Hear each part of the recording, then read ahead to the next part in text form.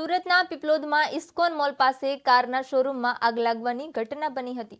ત્યારે કારના શોરૂમમાં આગ લાગતા અફરાતફરી મચી ગઈ હતી। ત્યારે શોરૂમના ગ્રાઉન્ડ ફ્લોરમાં આવેલ ઇલેક્ટ્રિક કટમાં શોર્ટ સર્કિટ થયું હતું, જેના કારણે વાયર સળગતા પહેલા માળ સુધી આગ પહોંચી ગઈ હતી। આગને કારણે નવી નક્કોર ગાડીઓને પણ મોટું નુકસાન થયું હતું। સદનસીબે કોઈ ઈજા કે કોઈ જાનહાનિ થઈ ન હતી। રાત્રે કટારિયા કારના શોરૂમમાં આગનો કોલ ફાયરને મળ્યો હતો। આથી ફાયરના જવાનોએ તાત્કાલિક ત્યાં પહોંચી પાણીનો મારો કરી આગને કાબુ કરી લીધી હતી।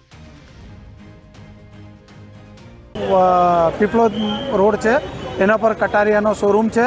ત્યાં આગ લાગવાનો મેસેજ કંટ્રોલ રૂમને મળતા કંટ્રોલ રૂમ દ્વારા તાકીદે અડાજણ, વેસુ અને મજૂરાની ટીમોને ઘટના સ્થળે મોકલવામાં આવેલી।